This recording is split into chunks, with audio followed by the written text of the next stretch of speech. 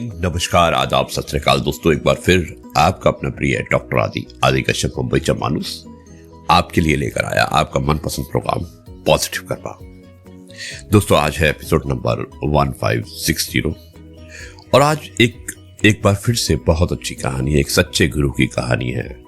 किस तरह से सच्चा गुरु एक अपने सच्चे शिष्य की परीक्षा लेता है और शिष्य उस परीक्षा में उत्तीर्ण निकलता है, पास हो जाता है। उसी पर आधारित है आज की एक कहानी। स्वामी विवेकानंद से रिलेटेड कहानी है ये और भेजने वाली है एक बार फिर से सविता उपाध्याय गुरुग्राम से। दोस्तों एक बार की बात है कि स्वामी विवेकानंद अमेरिका जा रहे थे क्योंकि वहां से उन्हें निमंत्रण आया था शिकागो।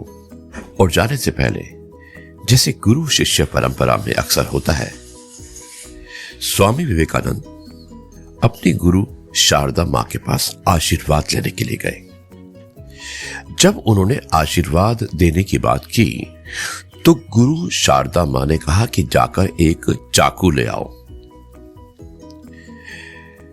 स्वामी विवेकानंद ने चाकू लाकर गुरु मां के हाथ में दे दिया।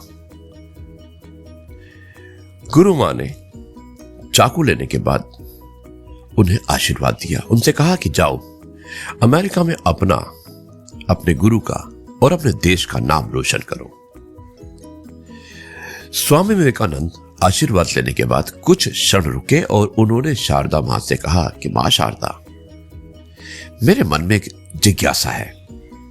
शारदा मां ने कहा कि बताओ क्या जिज्ञासा है, क्या पूछना चाहते हो। तो स्वामी विवेकानंद ने कहा कि आपने आशीर्वाद देने के लिए मुझसे चाकू ही क्यों मंगवाया।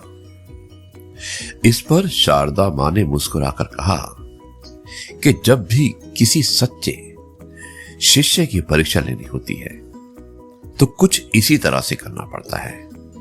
मैंने जब तुमसे चाकू मंगवाया तो साधारण तौर पर कोई भी चाकू मूठ यानी कि जो बैक साइड होती है वहां से पकड़कर और फ्रंट जो धार होती है उस तरफ देता है, लेकिन तुमने धार अपने हाथ में रखकर उसका जो मूठ था उस तरफ से मुझे दिया।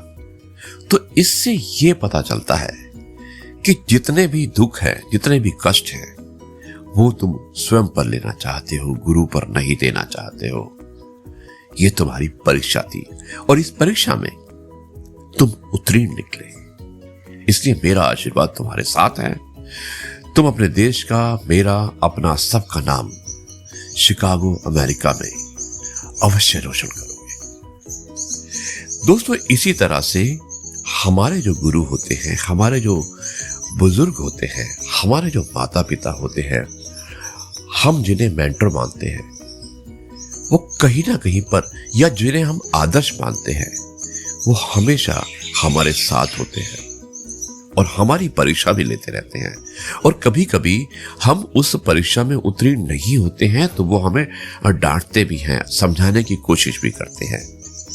इसलिए कभी भी अपने आप को छोटा मत समझिए और आप ये मत सोचिए कि जिन्हें आप आदर्श समझते हैं, अगर उन्होंने आपसे कुछ कह दिया है तो उन्होंने जानबूझकर कहा है, बल्कि उनके कहने में कुछ ना कुछ अच्छाई अवश्य होती है जो हमें उस समय नहीं, बाद में मालूम चलती है।